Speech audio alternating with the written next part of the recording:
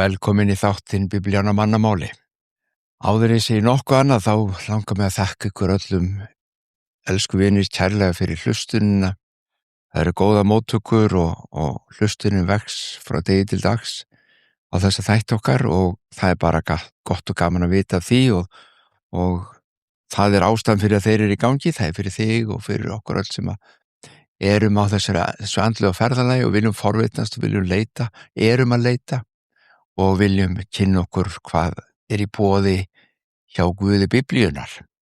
En við byrjum á mólanum okkar. Það segir í Rómverjabréfinu 8. kapla, 28. versi. Við vitum að þeim sem Guð elskar samverkar allt til góðs. Þeim sem hann hefur kallað samkvæmt ákvörðun sinni. Það er svo margt sem við vitum ekki. Við vitum ekki hvernig ástandið er í heiminum og hvort allt verið í lagi, sem okkar hafa ágjör af því meira að segja. Við vitum ekki hvort að verðbólgan og vextirnir í landinu okkar muni sliga allt og alla og hvort efnahagur okkar verði í lagi. Við vitum ekki núna í upphafi Íslandsmótsins bestu deildar í fótbolta, hvort að liðið okkar þeim munu halda sér uppi eða detta niður og svo framvegis. Þetta eru stóru hlutir og smáir. Við vitum ekki hvað maki okkar að hugsa alltaf. Við vitum ekki hvernig börnunum okkar muni reiða af í lífinu. Við vitum ekki einu sinni alltaf hvernig við að biðja. En þarna segir, við vitum að þeim sem Guð elskar samverkar allt til góðs og þeim sem hann hefur kallað samkvæmt ákvörðun sinni. Það er þrennt allavega sem ég vil taka út úr þessu sem við getum sagt alveg öruggt að við getum vitað. Margt sem við vitum ekki eins og ég segi, en þetta getum við vitað. Númer 1. Guð starfar í öllum kringumstæðum okkar, í öllu lífinu, allir tilverunni er hann alltaf að starfa og vinna. Hann er stundum á bakvið tjöldin og kannski ofta sem við sjáum ekki alltaf verkin hans. En þau eru þarna. Hann er ofar öllu moldviðrinu í líf okkar, í samfélaginu okkar. Hann er mitt í þessari ólgu sem við göngum í gegnum. Hann hefur ekki snúið sér neitt annað.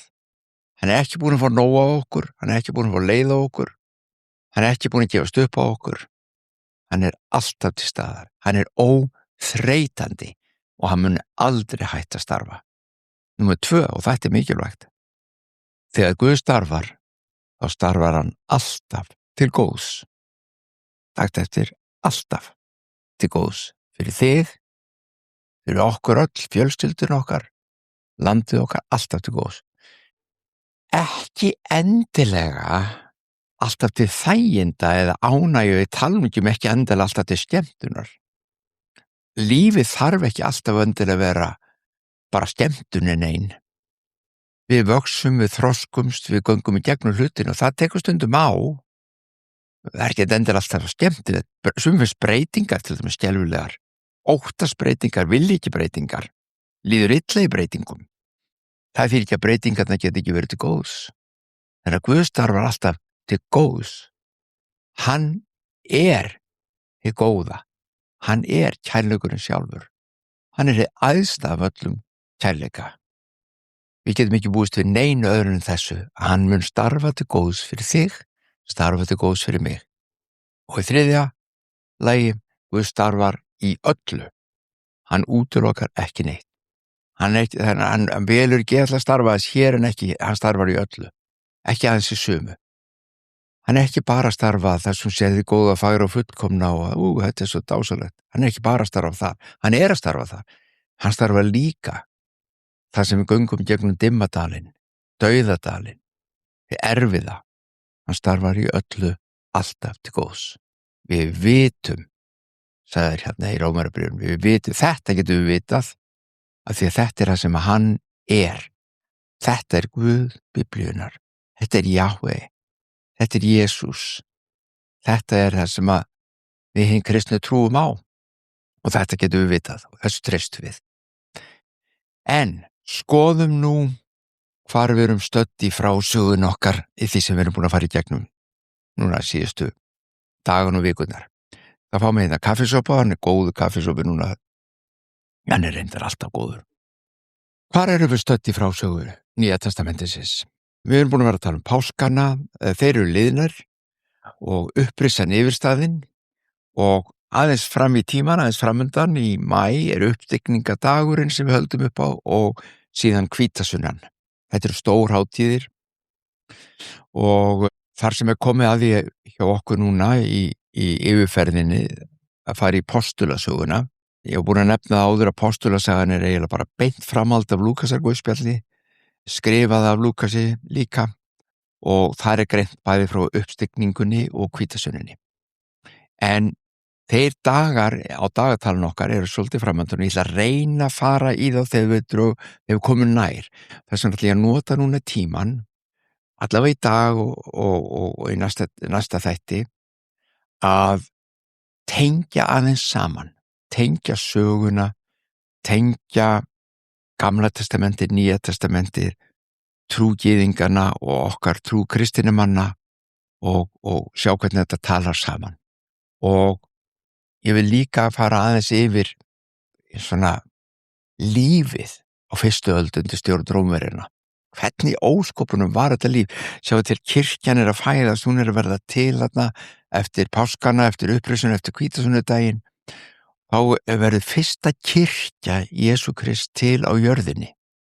Inn í hvaða kringumstæðu eru þau að koma? Hvernig lífið? Maður kíkja þess á það. Hvernig sagan þetta? Hvernig umhverfið sem þau eru að koma inn í?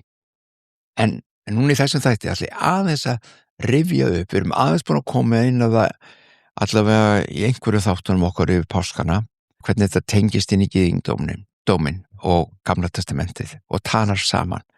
Og það kannski rétt að taka það fram hérna núna að það alltaf samsvörun, allt ríki Guðs í hennu náttúrulega, þar sem þessu jarneska sem þú og ég sjáum og hvernig lífið virkar hér á jörð og síðan þessi himneska í hinni vittinni sem við ekki sjáum en við vitum að það og við vitum að það þangað sem við köllum það handanlífið eða hvað við köllum það sem hinum megin. Og það er svo gaman að því að skammtafræðin að sýna okkur að það ekki alveg út hött sem að trúa að fólk hefur verið að tala um og andlega leitandi fólk hefur verið að tala um í aldir. Stildi þú ekki vera að vísinn geti sýnt fram á það eitthvað í gangi þar? Jú, þau eru að því. En þetta samsvörun og þau tala saman, náttúrulega og andlega tala saman. Og Biblían full af líkingum, innsæi, þú ferð undir orðin, undir textan, en þá koma skilaboð í ljós sem eru svo djúp að þau eru langt umfram það sem þú lest bara á blaðinu. Munið að Jesús sagði við ykkur og mig og sagði við okkur í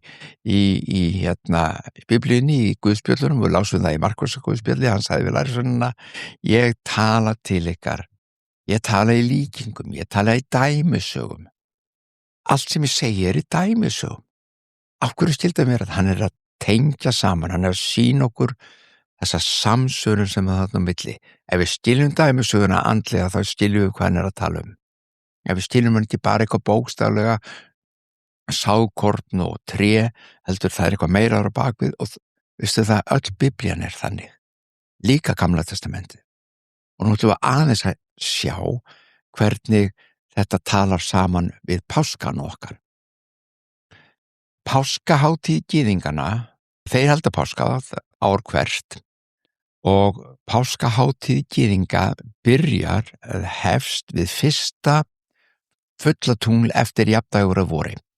Þetta oftast í apríl, en þetta skýringin á því að páskarnir okkar færast til, páskadagarnir færast til. Þeir eru ekki alltaf sami dagurinn og þar af leiðandi uppstigningardagur og hvítasunnudagur sem 40 dögum þar á eftir, þeir færast líka til. En þetta skýringin á þessu hreyfanleika páskana í dagatalinu okkar. Þeir ekki negldi niður eins og jólin okkar.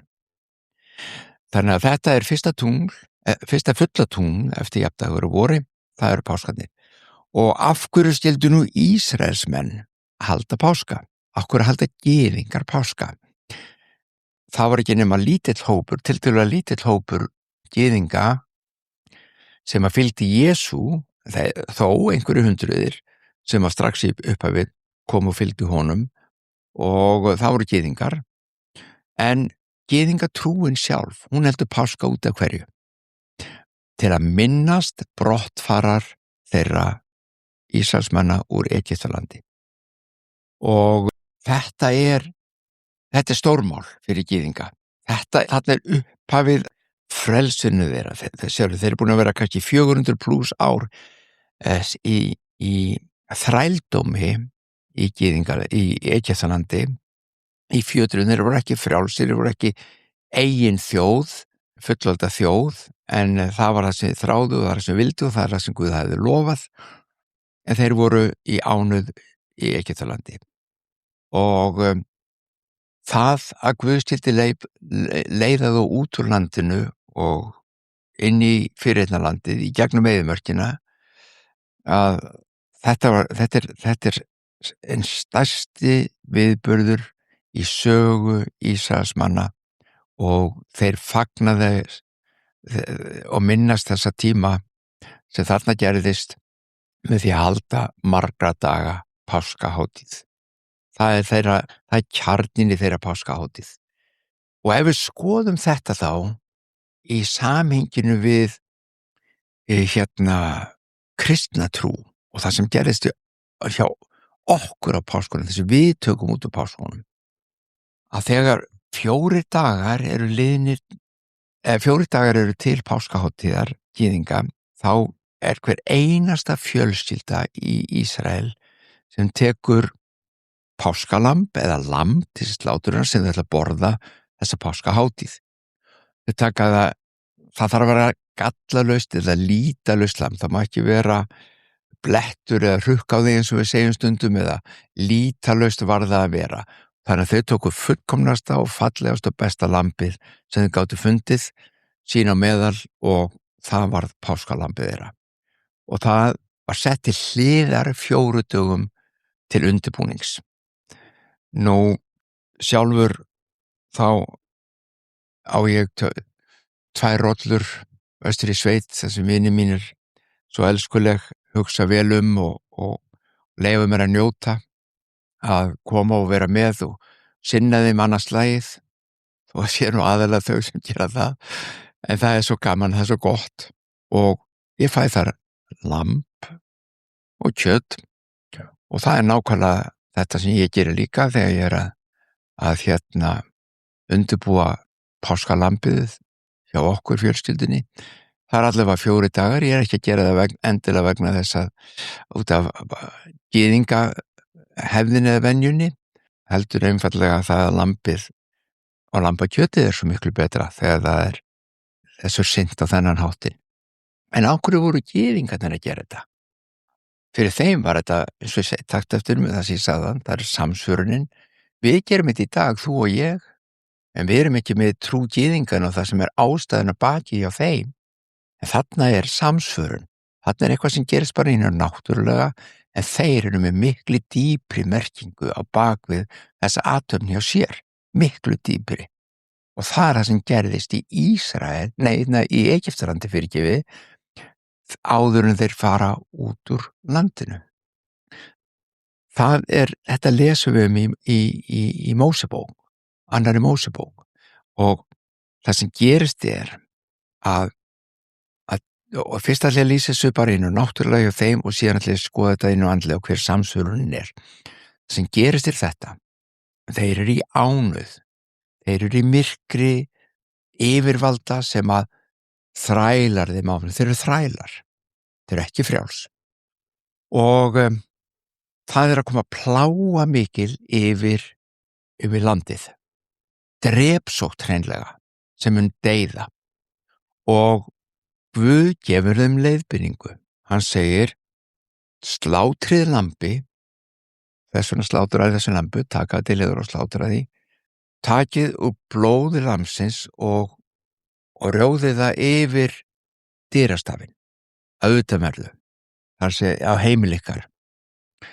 Setti blóð bara svona yfir dyrnar, farið síðan inn og þegar plágan kemur yfir og geysar yfir landi, dauðleg plága, hún deyðir, þá verið inni og þar sem að dauðin fer framhjá og sér blóðið á dyrastafnum mun hann fara framhjá og engan inni mun saka.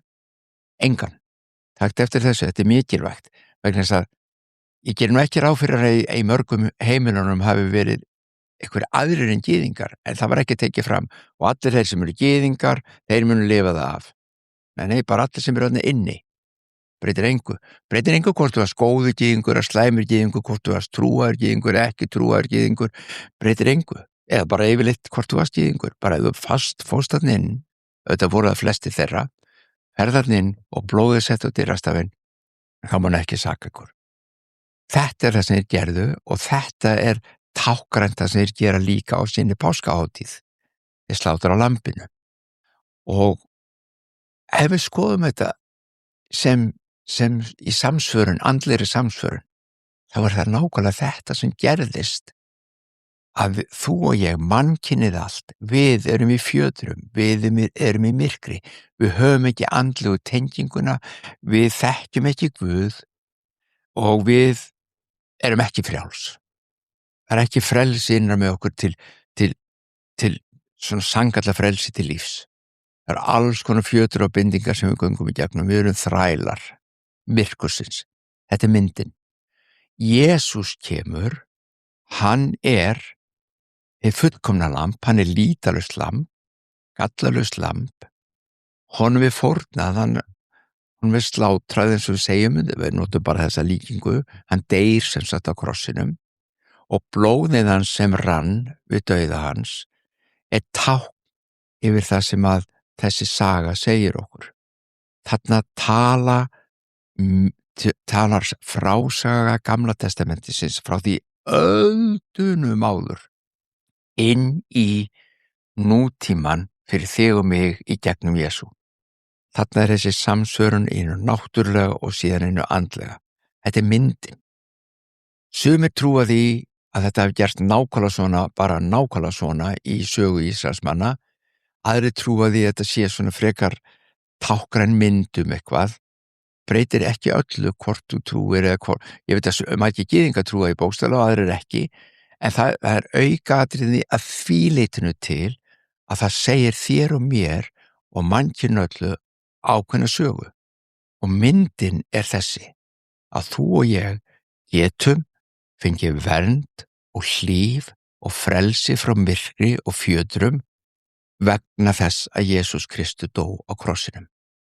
Og þá vil ég minna á það sem ég hef sagt áður og ítreka að Biblían hennar aðalboðskapur ekki himinn og helvíti. Þú verður að velja hvort þú vilt Guð og eilíft líf eða hvort þú vilt ekki Guð og enda í helvíti og eilífri kvöl. Það ekki boðskapur Biblíunar. Bara ég ítreki það. Líf, svo sannarlega, vegna hans.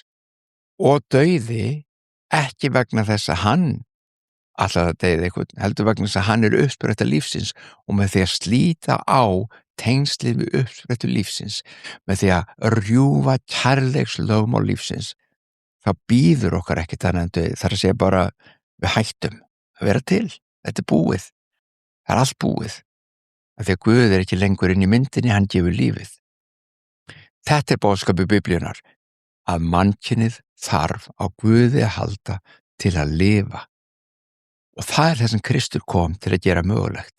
Þegar hann deyr, þá tekur hann á sig allt mannkynið, tákar hann séð, Biblían segir okkur það líka eftir að sjá það síðar, að hann tekur mannkynið með sér á krossin. Hann samsamar sig öllu því sem þú og ég og mannkynið hefur gengið gegnum. Þetta Guð sjálfur, sjáðu. Hann kemur niður og hann samsamar sig þér og mér og mannkyninu. Hann segir, ég verð núna hluti af mannkyninu, tek á mig kvölina, tek á mig pínuna, tek á mig myrkri, tek á mig fjötrana til þess að rísa upp í krafti nýs lífs og tek allt mannkynið með mér þangað. Ég verð hluti af mannkyninu svo ég geti gert mannkyninu hluta af mér. Þetta svo falleg mynd, þetta svo stórkostleg mynd. Þetta boðskapurinn. Þetta myndin sem dregin upp í Gamla testamentinu og hún raungerist í Jesú Kristi á krossinum og upprisu hans. Stundum orðaða þannig að Gamla testamentið eins og skuggamyndasýning Guðs. Þar talar hann til okkur, kennir okkur í myndum og máli sem síðan raungerist í hennu andlega í líf okkar. Þarna sjáum við hvernig páskahátíð gyðingana og páskahátíð kristina tengist. Og þess vegna höldum við þetta á sama tíma. Jesús frá Nasaret, hann var einmitt þetta flekklausa Guðs lamb og hann gekk inn í borgina hvenær 4 dögum fyrir hátíðina. Alveg eins og lambið var sett til hliðar, nákvæmlega 4 dögum áður. Þá kemur hann inn til Jerúsalem. Þetta allt upp á punkt og prik. Og alveg fram á síðasta dag þá lifir Jesús sem þessi byltingamaður. Jú, hann skildi tekin af lífi nokkur dögum síðar, aftaka sem að ríkið sjálft stóð fyrir, rómverska ríkið, og hann myndi deyja dauða uppreisnum hans á krossi. Voru uppreisnarmenninir, glæpamenninir sem voru krossfestir. Sjá að því að Jesús að þessu leyti, hann stofnar ríki sitt á jörð í samstöðu, í samkennd og samstöðu með þeim sem hafa verið beittir grimmd. Hann velur sin eigin dauða í stað þess að drepa óvini sína. Hann gaf líf sitt sem sagt. Þeir gátu ekki tekið það. Ef hann hefði ekki viljað fara, þá hefði hann ekki farið. Hann drepur ekki óvini sína, hann gefur líf sitt. En það sem gerist þarna, það sem að lambið í Egyptalandi og lambið og blóð þessi yfir dyrastafnum var merkjum það að þau myndu lifa af dauðan. Þá kemur Jesús og verk hans á krossinu er merkjum það að þú og ég, mannkynið, við munum lifa af dauðan. Hann vil gefa okkur eilíft líf. Það er boðskapur kristninnar. Það er uppfylling þessara myndar, það er samsvörunin. Þegar með dauða sínum þá gerist eitthvað algjörlega stórkostlegt á andlega sviðinu. Jesús leysir allan vanda hins fallna mannkyns, hins hatursfulla mannkyns, hins hefnigjarna mannkyns, spillinguna og uppreisnina. Hann leysir það. Hafa allir tekið á móti því? Sjáum við það öll? Lifum við öll eftir því? Nei, en það er í boði. Og margir hafa séð það og margir hafa tekið á móti því og margir hafa leyft því að breyta lífi sínu til eins betra, til góðs, eins og við lásum í Mólanum. Hann kemur og brýtur niður fjandskapinn sem er þarna á milli manna og milli Guðs og manna og svo framvegis. Og milli gyðingana og heiðingjana líka. Hann brýtur það niður. Hann tekur burt, hann sigrar ríki myrkursins. Erum við sammála það að það sé myrkur hér og þar í veröldinni? Ó já, við sjáum það í styrjöldum og stríði, drápum, glæpum. Við sjáum það hvort sem er í heilu samfélögunum og þjóðunum eða litlum hópum eða einstaklingum. Það er myrkur. Kristur Jesús kom, alveg eins og myndin sýnir okkur til að leysa þau úr ánauð og myrkri Egyptana, að þá kemur hann til að leysa okkur og ánauð myrkri hins andlega lífs og gefa okkur eilíft líf, ljós og birtu. Svona talar Biblían öll saman. Þegar við skoðum undir bara prentuðu orðin á blaðsíðunni sem við vorum að lesa og stignumst inn í það, hvað er Guð að segja okkur? Hver er boðskapur Guðs? Það er Biblían. Hún er ekki bókstafleg, hún er boðskapur í frásögum, þar sem dæmisögur og líkingar eru endalaust að kenna okkur. Þegar Kristur rís hann frá dauðum, þá tekur hann mannkynið með sér úr dauða og myrkri, því hann hafði samsamast með því, Guð sjálfur, Guð sonurinn, fór þangað í myrkrið og þegar hann rís frá dauðum, þá endurlífgar hann mannkynið með sér. Hann verður lifandi andi, orð hans eru lifandi orð og andi og þau leysa okkur úr myrkri, færa okkur úr myrkri yfir í ljós. Það það sem hann hefur gert. Í okkar ferðalagi, andlega ferðalaginu, þetta bara spurningin það. Á einhverjum tímapunkti þá munum við sjá og byrja að skynja brot af þessu. Við getum gert eitthvað við það eða gert ekkert við það. En þetta ferðalagið okkar. Út frá kristinni trú, út frá því sem við sjáum að hann gerir það sem hann að kenna okkur. Guðs ríki á jörð sem það stofnað á mjög óvenjulegan hátt. Það ekki stofnað með árásarherjum og yfirvaldi og drápum. Ríki Guðs á jörð stofnað með því að hinn saklausi deyr til að gefa hinum dauðlegu líf. Hinn eilífi skapari himins og jarðar birtist í mannsmynd, kemur og deyr við eilífa líf en nelt á kross til þess að taka hina dauðlegu með sér og reisa og síðan upp til lífs. Þannig verður dauði Jesú æðsta birtingamynd kærleika Guðs til hins góða heims sem hann skapaði, því hann skapaði heiminn góðan. Heimurinn var ekki skapaður illur og vondur. Guð skapaði ekki hið illa. Það var til í hjörtum mannanna þegar mannkyni sleit kærleiks lögmál lífsins, sleit sig frá Guði kærleikans. En Guð sagði ég samþykki ekki að missa mitt fólk, ástina mína, þá sem ég skapaði til samfélags við mig, ég lætu ekki fara. Og hann var með þessa leið til að ná aftur. Þetta saga páskana, bæði út frá gyðingdómnum og út frá kristninni og hvernig það talar saman. Myndin var okkur gefin Gamla testamentinu löngu öldum áður en að þetta síðan var það raunveruleika í Jesú á krossinum. Þegar Jesús gefur frá sér andan á krossinum, kom jarðskjálfti mikill, jörðin skalf í Jerúsalem, fortjaldi sem lokuðum hinu allra helgasta sem að Guð hafði áður búið með nærveru sína, það rifnaði ofan frá og niður úr, þykkt og mikið fortjald og allt var galopið inn í hið allra helgasta. Ég get rétt séð fyrir mér að prestarnir og aðrir sem voru þar fyrir utan, þeir gripu fyrir augun því að það mátti ekki horfa þar inn, það mátti ekki fara þar inn. Hinn heilagi andi, hinn heilagi Guð, skapari himins og jarðar var þar inni. En þeir hefðu alveg getað tekið frá augunum því að nei, hann var ekki þar lengur. Hann var ekki lengur bundinn við musteri, hann var ekki lengur búið til að manna höndum, hann var ekki lengur bundinn við hið allra helgasta. Nú tók hann sér bólfestu í hjörtum mannanna.